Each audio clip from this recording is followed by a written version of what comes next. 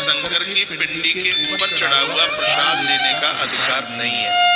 तो फिर वो कैसे ले सकते हैं? भगवान शालिग्राम से स्पर्श, भगवान महादेव के अभिषेक के साथ में शालिग्राम की बटलिया को जरूर रखें अभिषेक के समय पर, तब फिर वो उसका चरणोदक ले। और ऐसे विद्रोही पैदा हुए हैं भगवान शंकर के। अभी पीछे कोई बोल रहा था कि जो शंकर के ऊपर चढ़ा हुआ जल लेगा अगले जन्म में वो स्वान बन जाएगा। और मैं इस व्यासपीठ से निवेदन करूंगा, अभी लिखिए मत, मैं इस व्यासपीठ से निवेदन करूंगा, भगवान महादेव के ऊपर चढ़ा हुआ चरणोदक लेने से यदि हमें कुत्ता बनना पड़े तो भले हम आज ही बन जाएं। हम कुत्ता बनने को तैयार हैं, लेकिन शंकर का प्रसाद छोड़ने के लिए बिल्कुल तैयार नहीं है।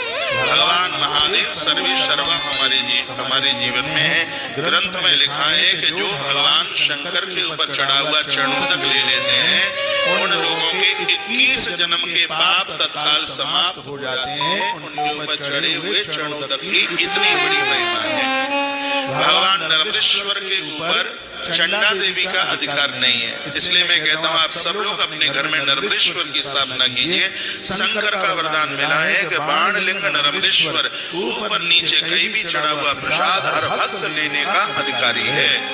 जो स्वयंभू शिवलिंग है, जैसे ज्योतिर्लिंग है, जो स्वयंभू ज्योतिर्लिंग है, सुनिए ना, जो स्वयंभू है जैसे द्वादश ज्योतिर्लिंग है, इनके ऊपर चंडा देवी का अधिकार नहीं है। इनके ऊपर चढ़ा हुआ प्रसाद कोई भी ले सकता है।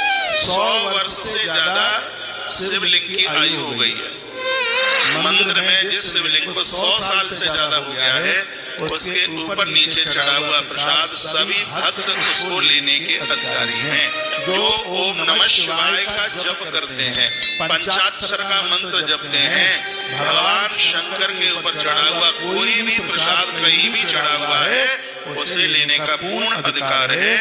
ऐसा रुद्र संहिता में वर्णन है श्री शिव महापुराण में।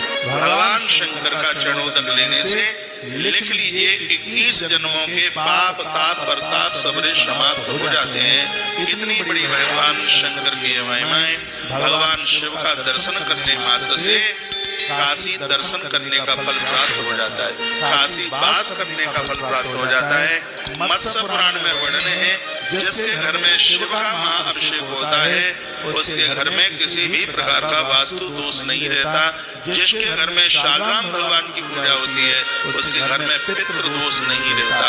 यह वर्णन हमारे मत्स्य पुराण बड़ा अद्भुत है, उसमें कुछ वास्तु की बात कही गई है। कल मैंने आपको एक बात बोली थी, वो मैंने मत्स्य पुराण से ही बोली थी, रहने के लिए गौमुखी घर और कारोबार के लिए सिंह। उसी में एक बात और वर्णित की गई है कि जब तक तुम्हारे घर में खिड़कियां किवाड़ नहीं लग जाते तब तक उस घर का गृह प्रवेश मत। उसी में वर्णन है कि होली का पहला त्योहार पड़ रहा है तो उस घर में गृह प्रवेश मत। होली से पहले घर में और कोई फंक्शन हो जाए, उत्सव हो जाए, बच्चों की शादी होने के लिए जा रही है उससे पहले गृह प्रवेश कर लें, क्योंकि नव वधू घर में आई है उसके चरण उस घर में जमीन जैसे ही उसके चरण को छूती है, उसके चरण जैसी जमीन पर पड़ते हैं पितर अति प्रसन्न हो जाते हैं। नए घर में बहू का, नए घर में गुरुजन ब्राह्मणों का आना इतना बड़ा सुखद बताया गया, इतना बड़ा दिव्य बताया। बच्चों का जन्म, बहू का आगमन। देखो एक में कहीं किसी ग्रंथ में मैं पढ़ रहा था कि यदि किसी की कमी हो गई